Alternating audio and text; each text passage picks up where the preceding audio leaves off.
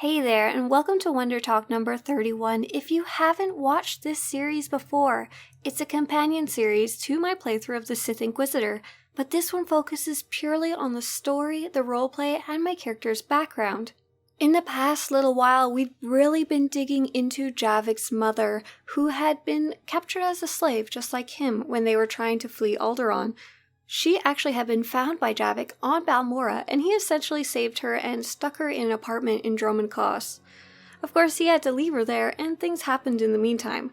But I think it's time to dig into Javiik's father's story. One of the fun little things that I'd forgotten that I'd done on Wondertalk was one of the episodes I sang a very silly little song, a parody of American Pie, and I actually said that Javiik's father would be found on Tatooine, and unfortunately I had stopped Wondertalk for a while and Tatooine actually came and went, but I don't think it's too late to talk about his dad, especially since we're going to be heading to Alderaan next, and we'll have some time to talk about his time there next. Now, here are some of the things that we've decided about Javiik's father in some of the past Wonder Talks.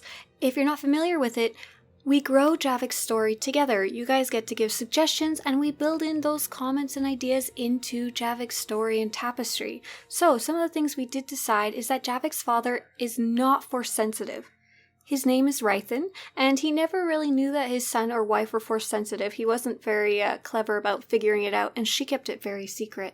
Rythan himself was a bit of a dreamer and an idealist, while his wife is a lot more practical. He volunteered for the war on the Republic side, having a good heart and really wanting to help. So that happened quite a while before Javiik and his mother had to flee, and basically they hadn't heard back from him. They assumed that he was dead. Now here's something that we know that Javiik doesn't. So a few months after Shiva, Javiik's mother, and Javiik left Alderaan, Rythan, his father, came back looking for them on Alderaan, only to find them missing. It's assumed that he's still searching for his wife and son, alongside while Javiik was searching for his mother.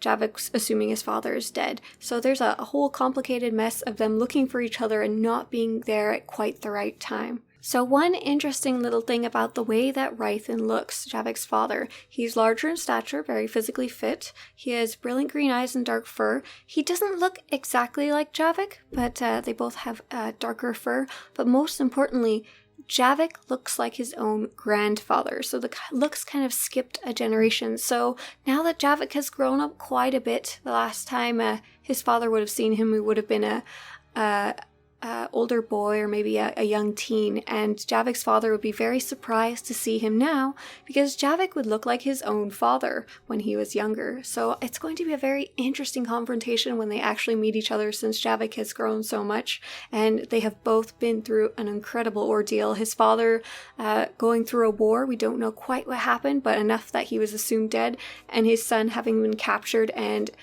made a slave and placed into the Sith Academy and all the trials that it holds there.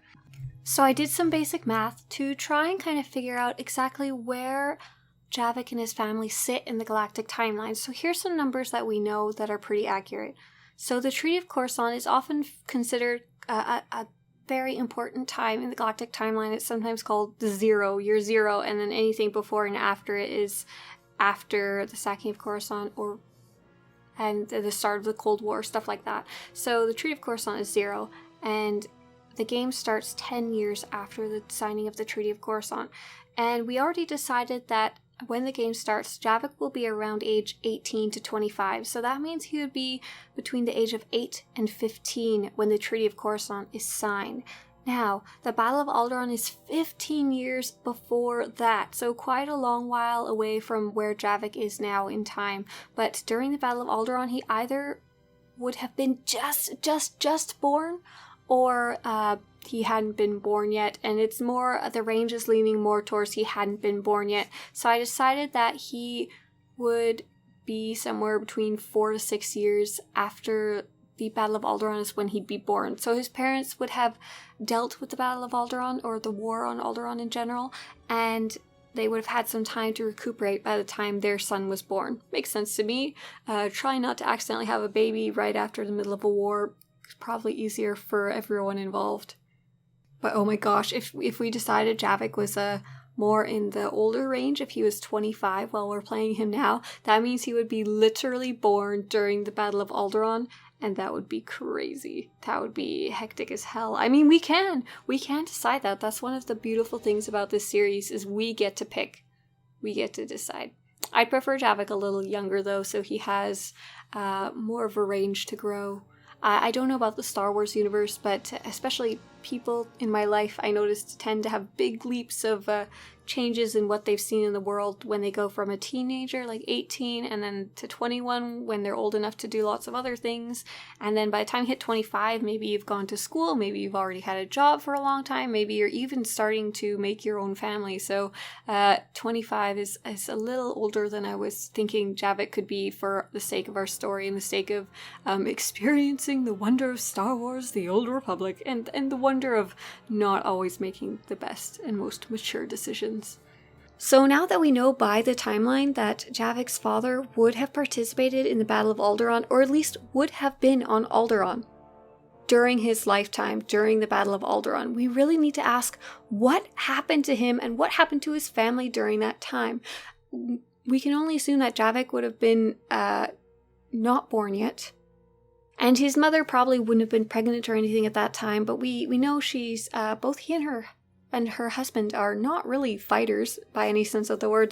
They're traders, they're freeholders, they're farmers. They're not so much going to be enrolling into Javik's squad themselves, but we know now that Javik's father is truly a Republic soldier, so something maybe happened during that time that helped him really embrace the larger side of his stature, maybe his fighting prowess, maybe his leadership skills. We don't really know. That's what we get to decide. So first, let's really dig into what is the Battle of Alderaan, what happened there.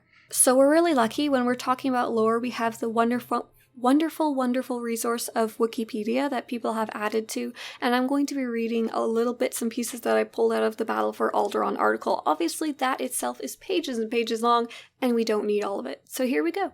As the planet sat undefended by the Republic fleet, it was beset by a massive Sith invasion force that bombarded the planet from orbit, obliterated its local defense forces, and took the royal family of Alderaan hostage. Malgus and his forces burned entire cities to the ground and brutalized the peaceful noble families, all while a small number of Jedi who were on the planet at the time of the invasion struggled to even make the slightest dent in the Sith invasion force. Prior to landing their vessels, the Empire initiated a heavy orbital bombardment of the world, which decimated a number of townships and filled much of the atmosphere with ash and thick black smoke. Darth Malgus himself led the incursion force, which consisted of several thousand assault droids, hundreds of fellow Sith, large numbers of Imperial soldiers, and more. Upon learning that the Empire had come to Alderaan, Satele Shan rushed to ensure the safety of the Alderaanian Queen Salara Pantir. However, upon arriving at Castle Pantir, she found the building in ruins. The Imperials had already captured the royal family. The Sith held the Pantir royals hostage throughout their invasion, earning the ire of the Alderaanian government and people. They also targeted and brutalized House Organa, Alderaan's most Republic-friendly noble family. The battle was a major victory for the Republic, but had grave consequences for the future of Alderaan. Although historically a voice for peace, the Alderaanian government became a vocal proponent of harsh military actions against the Empire in the aftermath of the battle. So I'd actually gotten a whole bunch more, but I realized Wikipedia was actually talking about the stuff that happens in the storyline, so it hasn't happened yet for us, so I had to cut it all out. We'll have some interesting stuff coming up on Alderaan that I'm sure Javiik will be interested to be a part of. So here's the really interesting stuff that we actually get to decide for Javik's story, especially for Javik's father. So here we go.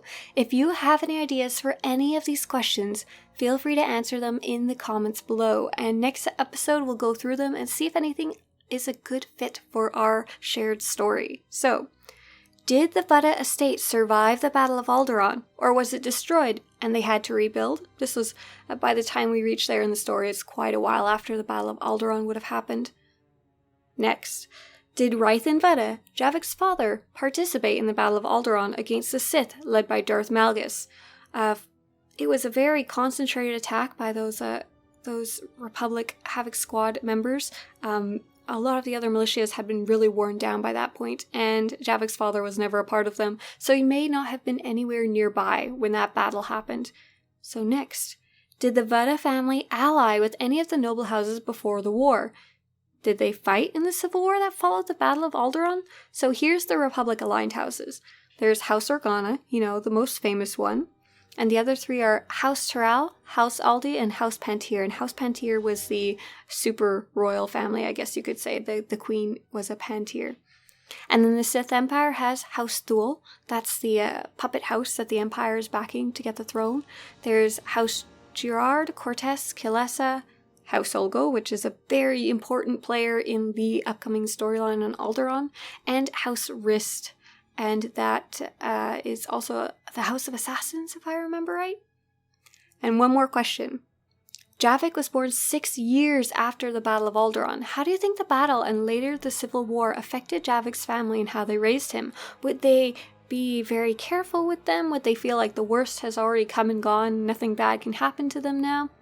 We also know that Javiik served as a page in House Thule when he was much younger, more in the young, probably between ages 6 and 10-ish, I would guess. So they weren't necessarily allied with House Thule. It was possibly to kind of be on their good side, not necessarily because the Vutta family liked them. So let me know how you think Javik's family reacted and acted during the Battle of Alderaan. And feel free to leave it in the comments below, and I'll see you on the next Wonder Talk. Bye!